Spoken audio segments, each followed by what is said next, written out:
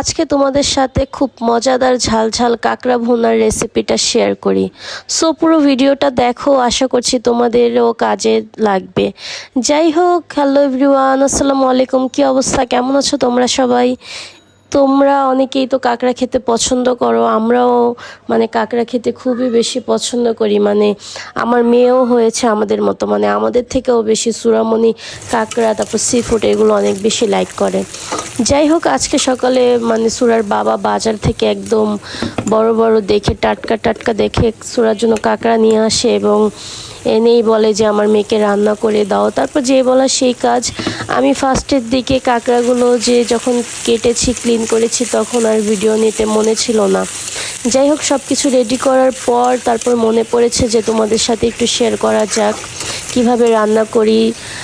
তোমরাও দেখতে পারবা এবং তোমরাও চাইলে এইভাবেই রান্না করতে পারবা। আমি কী কী দিয়েছি সব কিছুই বলে দিব এখানেই। যাই হোক, তারপর আমি সবগুলো কাঁকড়া একদম ধুয়ে ভালো মতো ক্লিন করে নিয়েছি। অনেক সময় টময় লেগেছে। যাই হোক, ওটার ভিতরে সব কিছু সুন্দরভাবে ক্লিন করে নিয়েছি। তারপর সব মশলাগুলো একসাথে অ্যাড করে তারপর আমি পেঁয়াজের মধ্যে দিয়ে দিই। ওইখানে ছিল আদা রসুন পেস্ট, তারপর মরিচের গুঁড়া, চিলি ফ্লেক্স, তারপর ধনিয়া গুঁড়া, জিরার গুঁড়া, টমেটো সস, সয়া সস, তারপর হচ্ছে ফিশ সস, সব কিছুই দিয়েছি, লবণ। তারপর পেঁয়াজ লাল লাল করে একদম ভেজে নিয়ে তারপর যে মশলাটা রেডি করেছি সেইটা পেঁয়াজের মধ্যে ঢেলে দিয়ে ভালো করে কষিয়ে নিয়েছি কতক্ষণ। তারপর কাঁকড়াগুলোকেও ভালো করে ক্লিন করে সব কিছু ওইখানে দিয়ে দিয়েছি। যাই হোক, প্রথমে ভেবেছিলাম যে ওকে ফ্রাই করে দিব সন্ধ্যায় নাস্তা হিসেবে। তারপর ভাবলাম ও তো ভুনাটা বেশি লাইক করে, ঝোল টোল দিয়ে ও ঝোল খেতে খুবই বেশি ওর বাবার মতো লাইক করে। তাই ভাবলাম যে দুপুরবেলায় ভুনা করে দিয়ে ও ভাতের সাথে খেতে পারবে। একটু ঝাল হয়ে গিয়েছিল, আর সি ফুড জিনিস ঝাল টাল না হলে তো ভালোও লাগে না, তাই আমি একটু ঝাল দিয়ে দিয়েছিলাম। তারপর মশলাটা ভালো করে কষিয়ে আমি কাঁকড়া দিয়েও অনেকক্ষণ কষাই, ভালো করে কষাই জানি মশলার যে ব্যাড স্মেলটা থাকে ওটা চলে যায়। তারপর কষানো শেষে কাঁকড়াগুলো দিয়ে তারপর অনেকক্ষণ কষানোর পর আমি এক বালতি পানি ঢেলে দেই, কারণ কাঁকড়াতে একটু উপরের আবরণটা শক্ত, যাতে সেদ্ধ হয়ে মশলাটা ভেতরে ঢোকে। তাই বেশি করে একটু পানি দেই, তারপর ভালো মতো ঢেকে দেই।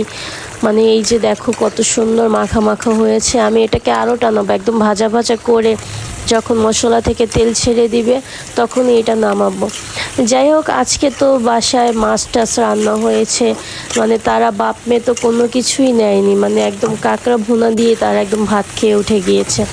আমি একটু ভর্তা টর্তা খেয়েছি, আমার শাশুড়ি করেছে ভর্তা ভাজি, তারপর মাছও খেয়েছি, কিন্তু তারা বাপ মেয়ে একদম কাঁকড়া দিয়েই ভাত খেয়েছে।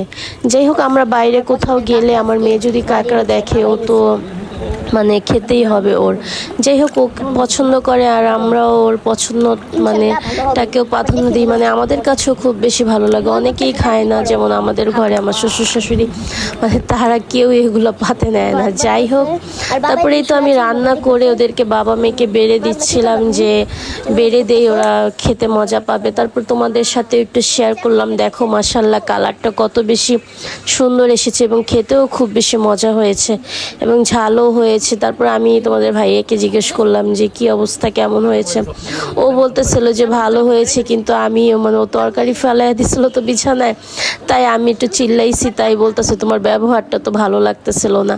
যাই হোক, ভিডিওটা ভালো লাগলে সবাই একটা